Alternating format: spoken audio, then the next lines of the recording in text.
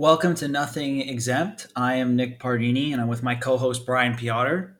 And this is another episode of the Isms series, where we talk about the ideologies, the social movements, and cultural trends that shape the way the world is today. Usually, they end in the letters ism. And for this show, it's a new one that neither Brian nor myself were very familiar with prior to doing this show, other than seeing it referred to a few times on the internet, and that is integralism. So, Brian, tell the audience, what is integralism?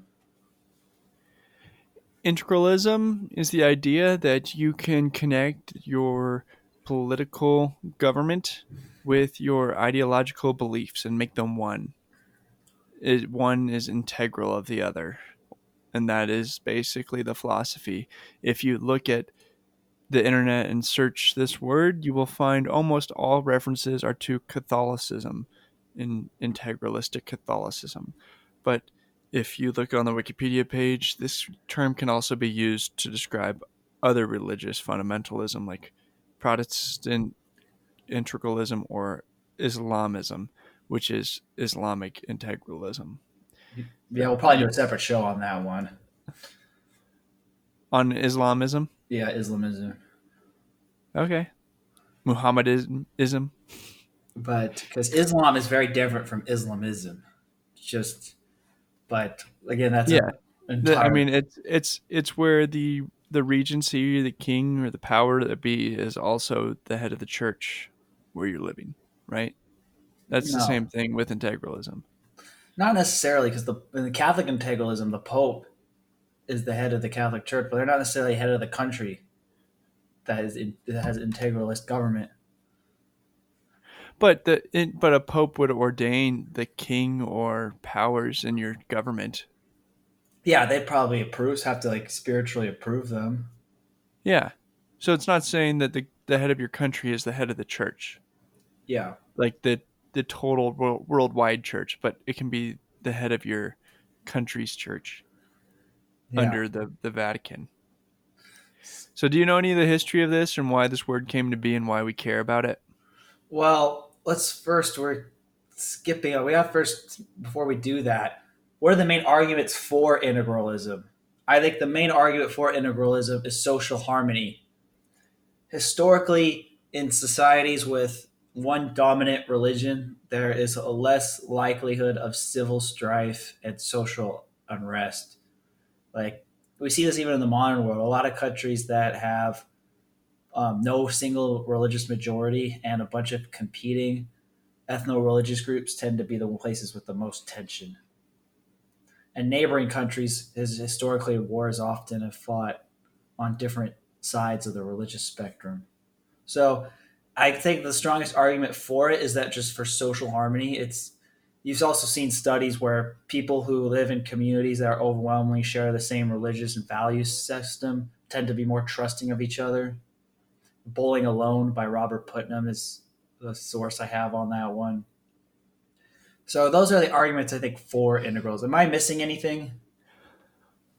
I think that the other part of the for side is the articles and philosophy of separation of church and state. Integralism, in a lot of ways, is a fight against that type of philosophy that has originated in the West and Western culture. That people who are integralists doesn't necessarily mean they support a monarchy, but it means that they believe that their belief should be reflected within the government that they're under. And that's not necessarily wrong if the majority of your country believes that it's wrong to murder and you make a law against murder. That's something that most people agree with. But if most people believe that Jesus was the Son of God, and you assign someone in the government that says uh, prayers for people in the name of Jesus, like, it's not necessarily a terrible thing.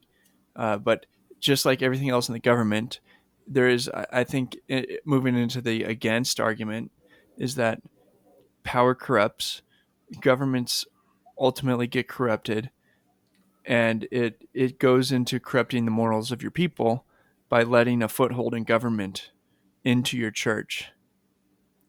Well, yeah, I think that main argument is that the political opposition also becomes religious opposition. So, in order to oppose the government, you have to abandon your religious faith. And that is a downside to integralism from a Christian perspective. The other downside, No, I think people start looking at the church and the state as the same, and when the state does things and starts bombing a country like Iran for some random reason, you accuse Christians of doing that evil thing when really it's people in your government that are doing that evil thing, because it's not true that the church and the state will be the same thing. They are going to end up being separate bodies, and the people in the church will have different beliefs than the people in power. but I think that this anti-integralist streak is actually a trend that's kind of under the surface in a lot of politics around the world, particularly in Western countries, where basically you have the right, which is essentially represents the interest of Christians, or in the left. This is in the United States; it's different in other countries. Represents the interest of the more secular atheist group, and that's the same in a lot of Europe. Is the most notable example in Europe is Spain, where the right tends to be very pro Catholic Church, and the left is secular anti Catholic Church. And Spain was actually one of the places where integralism ideologically had some popularity. But the main other argument against integralism is that it violates freedom of religion. It's just from a human rights standpoint. I mean, that's debatable whether people think freedom of religion is a good thing or a bad thing. These integralists don't like the idea of freedom of religion, but from probably the most of this audience, who comes from an American background, are probably, even if they have strong religious beliefs themselves, tend not to be for discrimination based on religious beliefs from basic like rights as a citizen. Yeah, that stems from the Americans coming to this continent, many of them because they disagreed with the Anglican Church. They were just different sects of Christianity. Protestants were being persecuted by the church in England, and so they, in many cases, abandoned England and the UK and came here. Same thing with Catholics in Ireland. They felt persecuted, so they came to America. It was freedom of religion, even if they were all different sects of the same religion.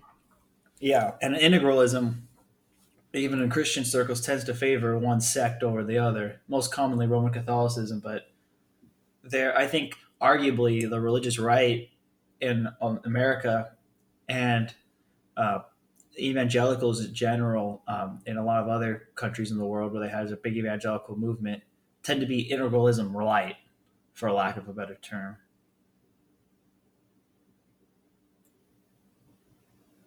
I think here in America, there's not any kind of serious movement to make a government church. But in another way of saying this, it's completely different. The actual intent here in America is to pray for the government that they would become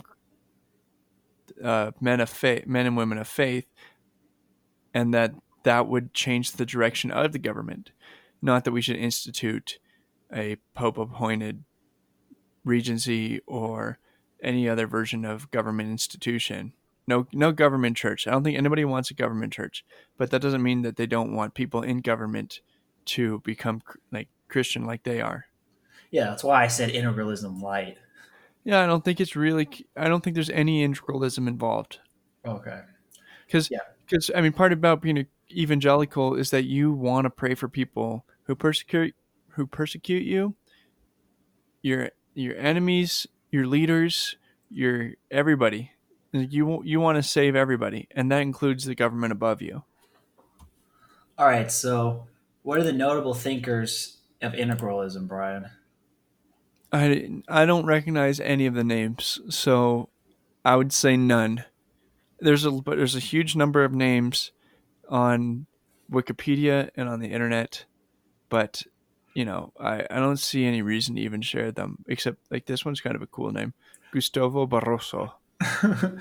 Yeah, that's the one I was going to mention. Gustavo Barroso. He's the Brazilian integralist. But if his name wasn't very cool, I wouldn't have brought it up. Yeah. So, And it's Portuguese probably, so I don't know if you roll your R in Portuguese. Let's go with you do.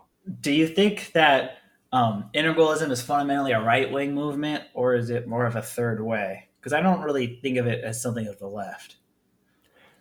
I think it's mainly a religious movement. And do you ever think of any religious groups as being on the left? That's part of I, your problem. no, there are left wing religious movements like liberation theology is the most notable example. Like within the Catholic circles, there's a whole spectrum of ideologies, and then there's the Christian socialist movement, which was more popular 100 years ago than it is now. But yeah, there is. But I think integralism is definitely a socially conservative movement, but economically it's indifferent. I would not call integralists pro-capitalist by any means. I completely agree. I would think that integralists are focused on their philosophy, and it's probably irrelevant to them what the economic philosophy is. That could be different, and you could still be an integralist. Yeah, and the places where this movement really gained the most popularity was in the 19th century and early 20th century in countries like Portugal, Spain, Italy, France, Brazil, and Romania. So But if you search this online, you see a lot of pro integralists that are writing in America and the United Kingdom today. So I'm sure it's a very small number in total. And I'm finding these things because I speak English and Google knows that. But I've it's never met an integralist in real life, no, me neither. and No, I'm a Catholic who's knows a lot of Catholic people, and I've never really heard of this thing outside. People talk about it outside the internet. but I'd be happy if you're listening and you know an integralist to share their contact info with us so that we could talk to them and meet them. Be interested to see what their thoughts are. Yeah, I'd like to hear integralism from the perspective of an integralist. So, why does integralism matter, Brian?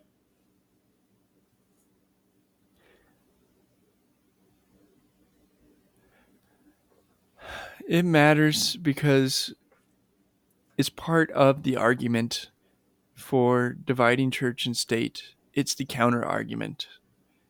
And to fully understand why we do things or why we don't do things, you really need to understand both sides of an argument. And not just that, it has its place in history, and it's there to help you, and you need to understand what people were believing and motivated by in history to see why things happen the way they did. If you're going to understand history, you need to understand the thoughts of the people in history. That would be my reasons for thinking that this is relevant to us in today's world. What do you think, Nick? Well, I think a lot of it emphasizes the importance that people place on community and like fundamentally deep tribal bonds. And yeah, it is the argument against first state, but a lot of the sentiment, the not necessarily the logic behind integralism, because I don't think integralism is connected to fascist ideology really in any ideological sense, but the emotional pull that integralism had in terms of like basically integrating your total way of life with the state, and that people should have that morality should be more regulated and legislated. I think kind of was a part of the way that a lot of the fascists in countries such as Italy and Spain sold themselves to the public. And that's why a lot of countries that are integralist also had a history of fascism. Well, what about maybe the first country where this took place, which was Constantine being converted?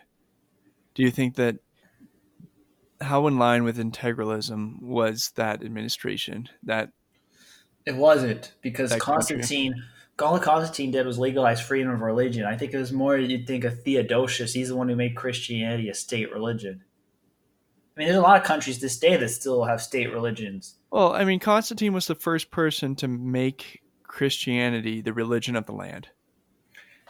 He just legalized it. He didn't make it the official religion of the land. No, he converted and declared Christianity the true religion. I don't But think he went house by house and told people you have to be Christian, but thousands of people were converted because of that action. yeah, Theodosius was the one who kind of enforced it as a state religion after him. Tell me about Theodosius. He was a Roman emperor. He was one of the, I think, the last Roman emperor to really have to rule a united Rome on both East and West. And he made Christianity the official religion. I think he was in the fourth century. I don't really know much else about him. Do you think that the schism in the Greek Orthodox Church has a different version of integralism than what we saw in the Middle Ages? Well, I mean, the Byzantine Empire would be arguably an integralist country because the Orthodox Church, the patriarch, had a lot of power in the court in Byzantine society. But Whereas in but Western did society, they fall under the Pope? they split in 1054. But did they have their own Pope? Yeah, that's called a patriarch. Oh, cool. Do they still have a patriarch? I think the Eastern Orthodox Church has several patriarchs now because it's been divided into subsets. So they're all part of the Eastern Orthodoxy, but there's Russian Orthodoxy and Greek Orthodoxy and like Middle Eastern Orthodoxy, and a lot of those other Slavic countries have their own um, like national patriarchs. I don't know what ism in that we should do, but I feel like I know very little about the Eastern Orthodox Church, and that sounds very interesting to me. I have a good friend of mine who's Greek Orthodox, and I went to his wedding this in August, and it was literally like the big fat Greek wedding in a way in LA. It was a lot of fun. If anybody knows somebody, either he could talk about it or people he knows probably can talk more about it. But I don't know if there's an ism on Greek Orthodoxy. Uh, Can you think of any non-Roman states that have been Eastern Orthodox integralist? Russia, those are the czars. In how much?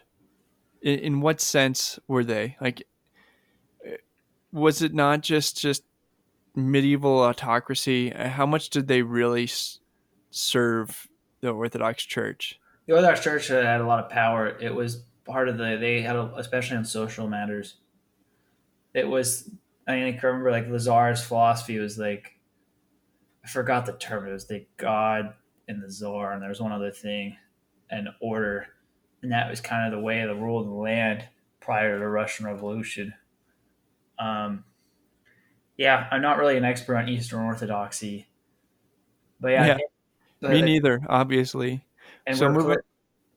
Yeah, we kind of took a dive into this category with neither of us really knowing too much about it. But what are your personal thoughts on integralism? Would you consider yourself an integralist or an anti-integralist, or kind of indifferent or not sure? Um, I'm an anti-integralist. I can't say this word. I don't know why we picked it if I can't say it, but Is it just me, or does integralism make you think of calculus? an integral is in calculus, Yeah, I just think of calculus. I thought this was like a math term when I first looked it up. but the ism part, yeah, not in Yeah, calculus. yeah. And then I was like, it's simply completely different than math. I personally don't believe there should be a government institution of any kind, but I don't think the government should be actively cutting out everything. I think you can have a cross on a tombstone in a government cemetery. Like there's no reason to go out of your way to be anti-religious in the government. I'm very much against that, but I'm not in favor of having a government institution just because I don't want the taint of government ruining the church. Because I think government always is kind of a messed up thing. Yeah. And I don't want the DMV type atmosphere at my church. Like that's what I think would happen in real world in Well, the I real mean, world. arguably, like in countries where they do have state religions that aren't part of the Catholic Church, like Sweden and the UK, like with the Church of England and the Lutheran Church of Sweden and a lot of Northern European countries, they have the worst like church attendance because they don't have it's they're funded by the state. They really have no incentive to like try to keep people attending. Yeah, that's a great reason right there to not be in favor of that. Yeah, I have mixed views on integralism. Like I think it's kind of like what prohibition in a way. It sounds like a noble cause, and maybe I think that because I'm Catholic, but it doesn't work in real life. It, all it does, and even like lighter forms of integralism we've seen in countries such as Spain, is that it turns your political opposition into opposition to the faith, and you end up losing adherents as a result on the net, usually because of that. I think the religious right has had a similar effect in the U.S. of turning a lot of left leaning people atheist, even if they were trending that way anyway. I think that just really accelerated matters, and uh, so yeah, I mean, it's something that like yeah, it'd be nice if people tried to live in a society that was more adherent to what they believe God wants it to be, but the lack of freedom of a fundamental like freedom of religion is a problem with it, and also just the consequence of turning political opposition into spiritual opposition poisons the church. Yeah, I agree with you, Nick. So, should we wrap it up? Should we tell people? I think I'm going to do that. Hey guys, what do you think of the show? If you liked it or disliked it or thought it was tell us. We can't know these things if you don't tell us. And the best way to do that is really up to you. You can go to Twitter at Nothing Exempt. You can write us a post at Reddit/Nothing Exempt, or you can email us Brian or Nick at nothingexempt.com. Nick, final words. Our next ism is going to be egalitarianism. And if you have suggestions for an ism, or you're an integralist and think that our explanation of your ideology is either a good job with it or is completely out of line, we'd like to hear from you.